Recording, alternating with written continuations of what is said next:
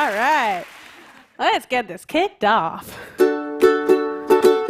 It's okay to be gay.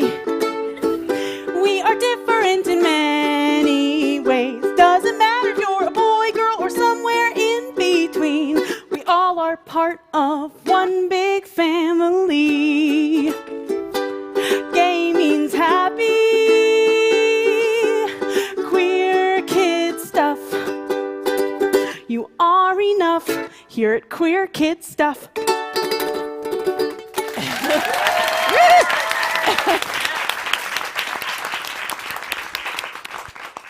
Opening a performance with lyrics like "It's okay to be gay" for a room full of adults is one thing, but it's entirely different for a room full of kindergartners.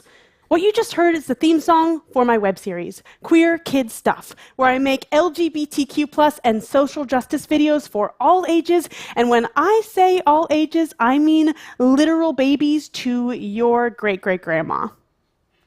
Now, I know what you're thinking. Whoa, they're talking about gay stuff with kids? But talking to kids about gay stuff is actually crucial.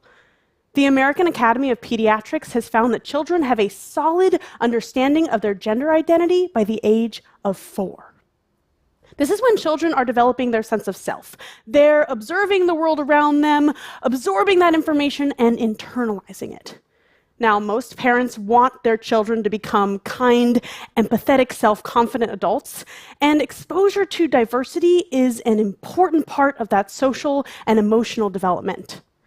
And gender nonconforming kids and trans kids and kids with trans and non-binary and queer parents are everywhere.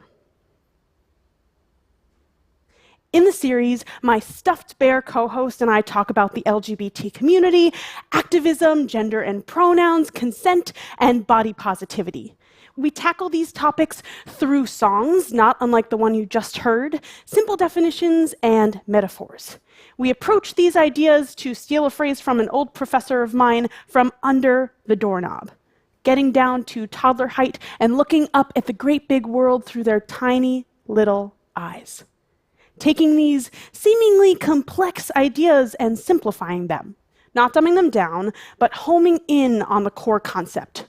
Gender is about how we feel and how we express ourselves. Sexuality is about love and gender and family, not about sex. And these are all ideas children can grasp.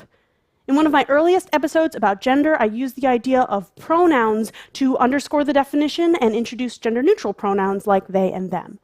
I encourage children to think about their own pronouns and to ask others for theirs. In later episodes, I build on this foundation and introduce big, fancy words like non-binary and transgender.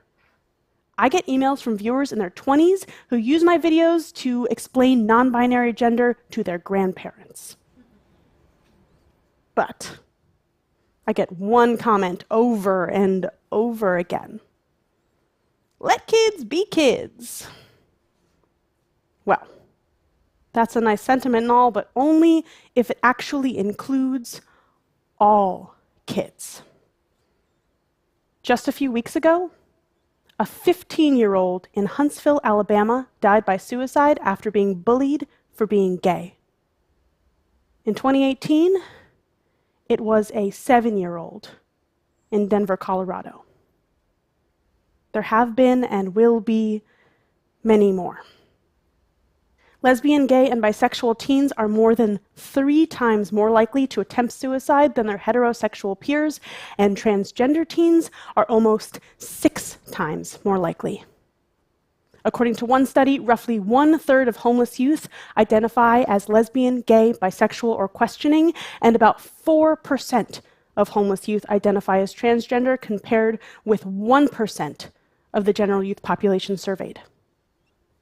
According to the Human Rights Campaign, there have been 128 killings of trans people in 87 cities across 32 states since 2013, and those are only the reported cases. And 80% of those killings were of trans women of color. The queer situation is bleak, to say the least. The YouTube comments on my videos are not much better. I'm used to the harassment. I get messages daily telling me I'm a pedophile and that I should kill myself in a number of increasingly creative ways. I once had to put the word truck on my block list because someone wanted me to get run over by a truck.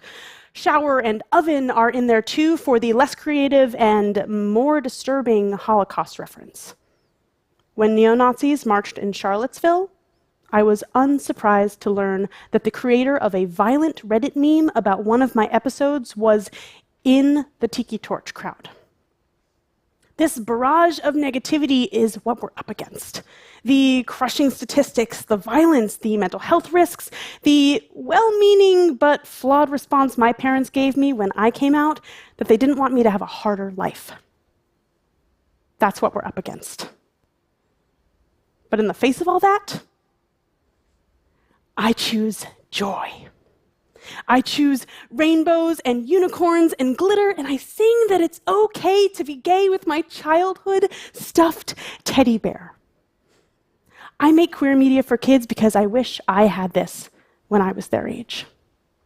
I make it so others don't have to struggle through what I did, not understanding my identity because I didn't have any exposure to who I could be. I teach and spread this message through joy and positivity instead of framing it around the hardships of queer life.